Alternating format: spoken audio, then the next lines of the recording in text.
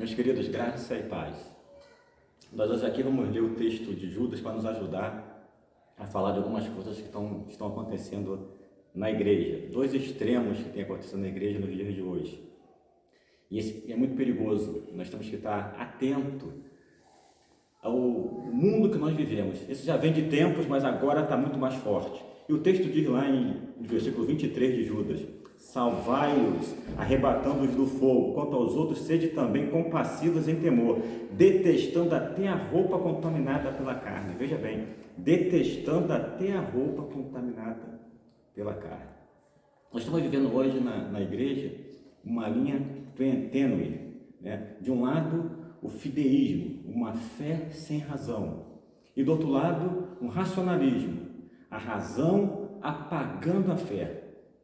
Esses dois extremos são muito perigosos e está trazendo grandes heresias para dentro da nossa igreja.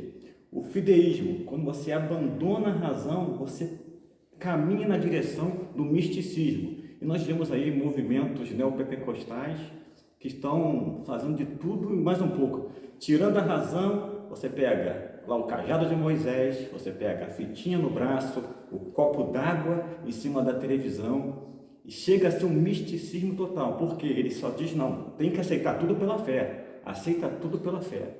E não é isso que a palavra de Deus nos diz. O próprio Jesus nos ensinou: crer de todo o coração, de todo entendimento. Então Deus nos deu capacidade, apesar de ser uma razão caída, uma razão limitada, mas nós temos que usar a nossa capacidade de pensar, porque é aí que está a nossa imagem de Deus, o imago Dei, para poder entender as coisas de Deus. Não podemos pegar todas as coisas e achar que pode e crer nisso aí. Isso aí tem levado a governos autocráticos das igrejas, imposições e sofrimento ao povo de Deus, porque muita gente está ali seguindo o que um pastor escreveu, e não a Bíblia mais, ou o que ele quer. E aí o povo de Deus tem sofrido com isso aí e tem se perdido no meio disso aí. O outro lado, nós temos o racionalismo, que começou com o movimento iluminista no século XVIII e veio tomando conta, onde você quer explicar as coisas de Deus através da ciência. Deus não se explica através da ciência. A ciência serve a Deus. A ciência serve, a filosofia na história sempre veio atrás da teologia, veio servindo a teologia. Não podemos inverter essa ordem.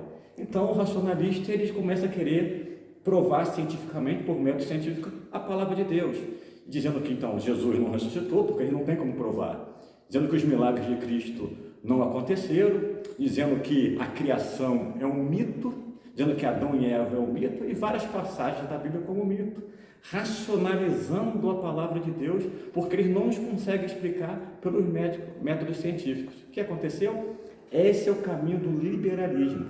Então, de um lado, nós temos um fideísmo que abraçado pelas igrejas neopentecostais, onde abrem mão da razão e caminham para um misticismo. Do outro lado, eles abrem mão da fé, caminhando para um racionalismo doido, maluco, desenfreado, um liberalismo teológico. Chama-se teologia cristã liberal, mas isso não é cristão.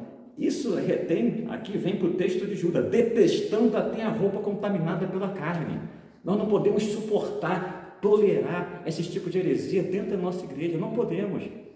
E muitas das vezes nós toleramos, percebemos isso e não, é uma forma de pensar. Não é uma forma de pensar, isso é uma heresia e nós temos que detestar, não a pessoa, mas o que ele está ensinando, tá certo?